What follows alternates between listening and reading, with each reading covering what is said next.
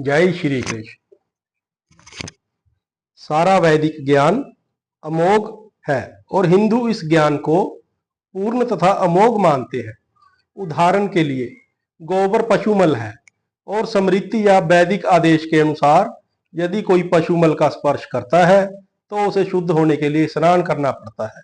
लेकिन वैदिक शास्त्रों में गोबर को पवित्र करने वाला बताया गया है। इसे विरोधाभास कहा जा सकता है, लेकिन यह मान्य है क्योंकि यह वैदिक आदेश है और इसमें संदेह नहीं कि इसे स्वीकार करने पर किसी प्रकार की त्रुटि नहीं होगी। अब तो आधुनिक विज्ञान द्वारा यह सिद्ध किया जा चुका है कि गाय के गोबर में समस्त कीटाणुनाशक गुण पाए जाते हैं। अतः वैदिक ज्ञान पूर्ण है क्योंकि यह समस्त संशयों एवं त्रुटियों से परे है और भगवत गीता समस्त वैदिक ज्ञान का सार है। वैदिक ज्ञान शोध का विषय नहीं है। हमारा शोध कार्य अपूर्ण है क्योंकि हम अपूर्ण इंद्रियों के द्वारा शोध करते हैं। हमें पहले से चले आ रहे पूर्ण ज्ञान को परंपरा द्वारा स्वीकार करना होगा, जैसा कि भगवत गीता में कहा गया है। हमें ज्ञान को परंपरा के उपयुक्त स्रोत से ग्रहण करना होता है। जो परंपरा परम आध्यात्मिक गुरु साक्षात भगवान से प्रारंभ होती है और गुरु शिष्यों की यह परंपरा आगे बढ़ती जाती है। छात्र के रूप में अर्जुन भगवान कृष्ण से शिक्षा ग्रहण करता है और उनका विरोध किए बिना वह कृष्ण की सारी बातें स्वीकार करता है। किसी को भगवत गीता के एक अंश को स्वीकार करने और दूसरे अंश को अस्वीकार करने की अनुमति नहीं दी जाती। हमें भगवत गीता को बिना किसी प्रकार की टीका टिप्पणी, बिना घटाए बढ़ाए तथा विषय वस्तु में बिना किसी मनोकल्पना के स्वीकार करना चाहिए। गीता को वैदिक ज्ञान की सर्वाधिक पूर्ण प्रस्तुति समझना चाहिए। वैदिक ज्ञान दिव्य स्रोतों से प्राप्त होता है और स्वयं भगवान ने पहला प्रवचन किया था। भगवान द्वारा कहे गए शब्द अपौरुषेय कहलाते हैं, जिसका अर्थ है कि वे चार दोषों से युक्त संसारी व्यक्ति द्वारा कहे गए शब्दों से भिन्न होते हैं। संसारी पुरुष के दोष हैं, वह त्रुटियां करता है, वह अनिवार्य रूप से मोहग्रस्त होता है, उसमें अन्यों को धोखा देने की प्रवृत्ति होती है तथा वह अपूर्ण इंद्रियों के कारण सीमित होता है।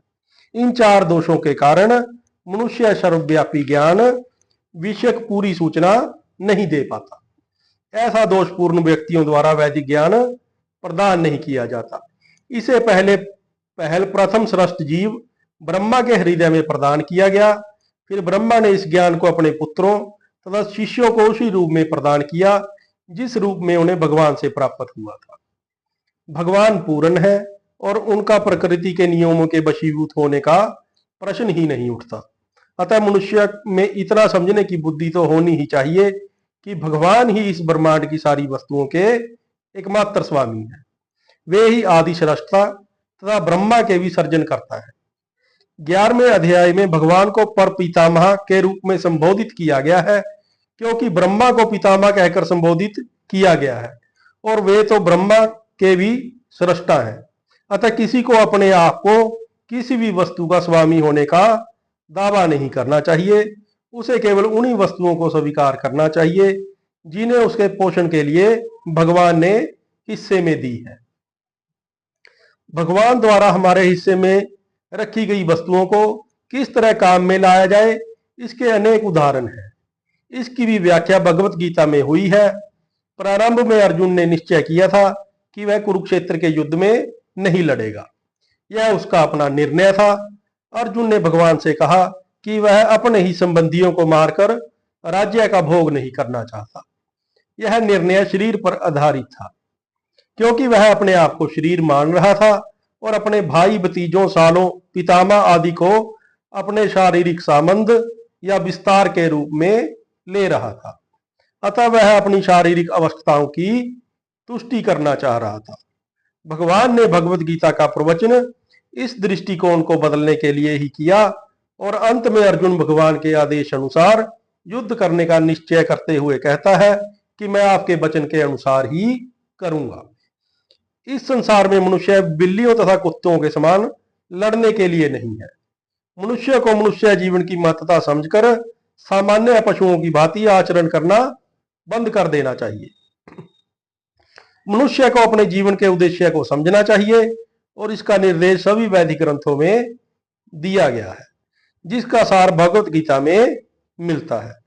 वैदिक ग्रंथ मनुष्यों के लिए है, पशुओं के लिए नहीं। एक पशु दूसरे पशु का वध करे तो कोई पाप नहीं लगता, लेकिन यदि मनुष्य अपनी अनियंत्रित स्वादेंद्रिय की तुष्टि के लिए पशु वध करता है तो वह प्रकृति के नियम को तोड़ने के लिए उत्तरदायी है।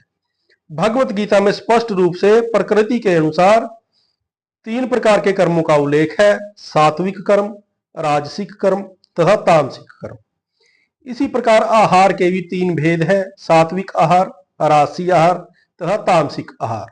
इन सब का विशद वर्णन हुआ है और यदि हम भगवत गीता के उपदेशों का ठीक से उपयोग करें तो हमारा संपूर्ण जीवन शुद्ध हो जाए और अंततः हम अपने गंतव्य को प्राप्त कर सकेंगे, जो इस भौतिक आकाश से परे है। जय श्री कृष्ण।